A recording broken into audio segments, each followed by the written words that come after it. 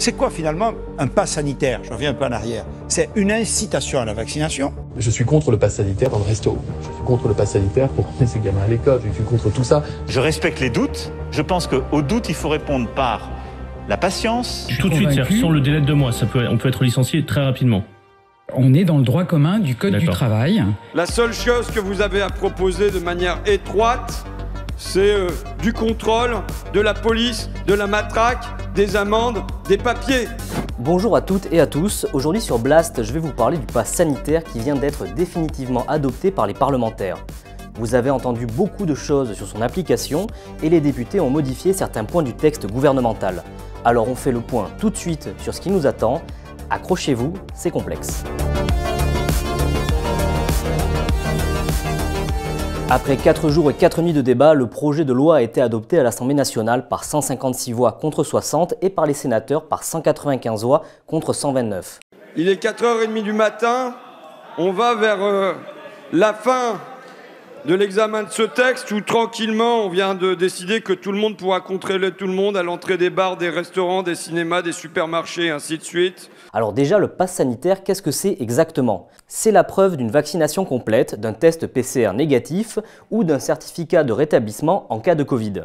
La loi prévoit que ce pass vous sera demandé pour accéder à divers endroits. Où le pass sera-t-il obligatoire? Déjà, on peut citer les transports publics interrégionaux, c'est-à-dire les vols intérieurs, les cars longue distance et certains trains comme les TGV et les intercités. Cela ne concerne donc pas les métros, le bus de ville, les trams ni les taxis. C'est bien connu, on est plus serré dans un TGV que dans le métro à 18 h.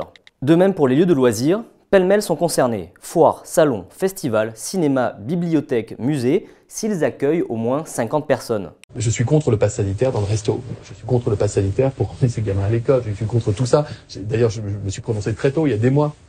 On parle pas de ça. On n'est pas en train d'installer un système de tri ou de sélection des gens en fonction de leur statut sanitaire. Début août, le pass entrera en vigueur dans les restaurants, cafés et bars, y compris en terrasse.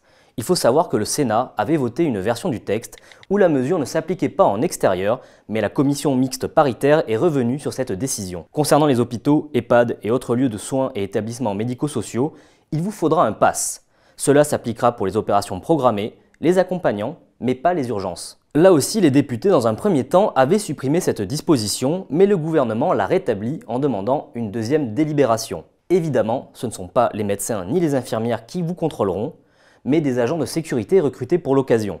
D'après la Fédération hospitalière de France, cette mesure va coûter 60 millions d'euros par mois à l'hôpital public. Ça correspond à pas mal de lits. Petite subtilité concernant les centres commerciaux, le pass sera obligatoire si le préfet le décide en fonction de la situation locale. Alors, que risque-t-on en cas de non-respect? Ça a été un point âprement débattu et globalement, les sanctions sont bien moins lourdes que celles initialement prévues par le gouvernement. La pilule est plus facile à avaler lorsqu'elle est moins grosse que prévu. Pour les gestionnaires de transport, s'ils ne mettent pas en place des contrôles, ce sera 1 500 € d'amende. Et s'ils sont verbalisés plus de 3 fois en un mois, c'est 1 an d'emprisonnement et 9 000 € d'amende.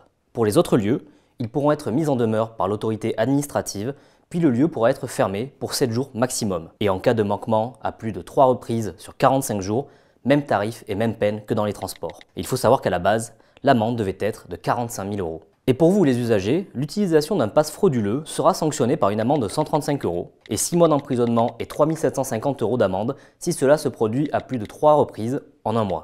Si vous faites partie du personnel des hôpitaux, cliniques, EHPAD et maisons de retraite, ainsi que des sapeurs-pompiers et certains militaires, vous devez être vacciné pour pouvoir exercer votre métier à partir du 15 septembre. Pour les autres salariés d'établissements recevant du public, le document deviendra obligatoire à partir du 30 août, mais pas la vaccination puisque vous pourrez présenter un test PCR ou antigénique négatif de moins de 48 heures.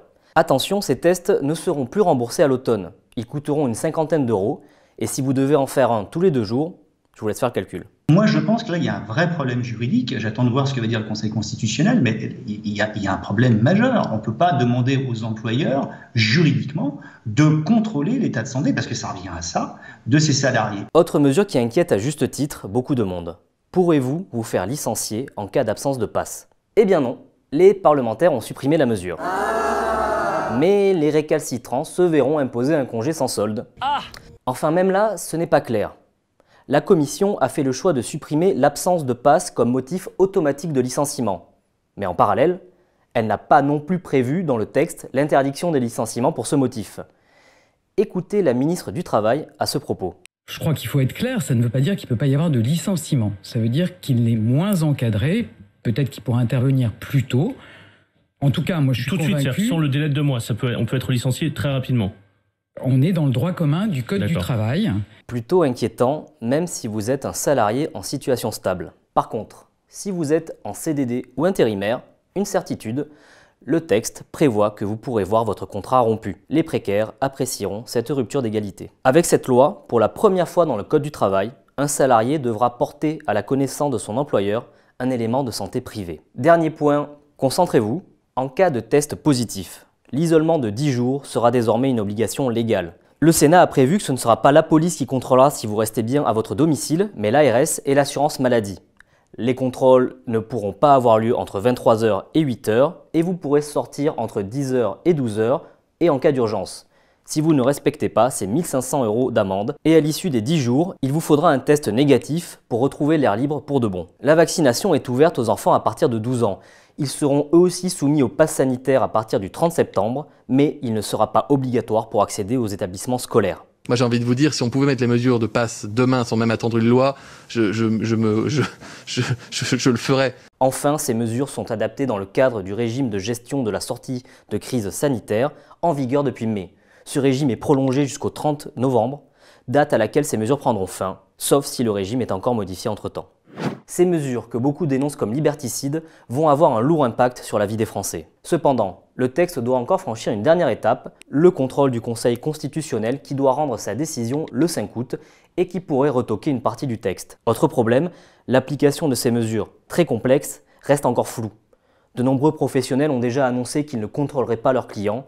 Le gouvernement mettra-t-il réellement un dispositif policier suffisant pour les y contraindre? Dernière inconnue, la forte mobilisation contre le pass depuis 15 jours.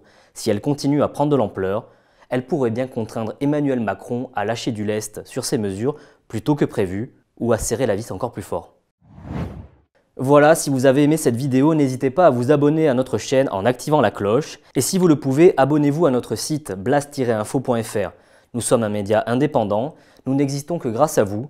Et vu l'actualité qui nous attend à la rentrée, ça ne serait pas mal que l'on ait les coups des franches pour pouvoir continuer à vous informer. Et bon été à tous!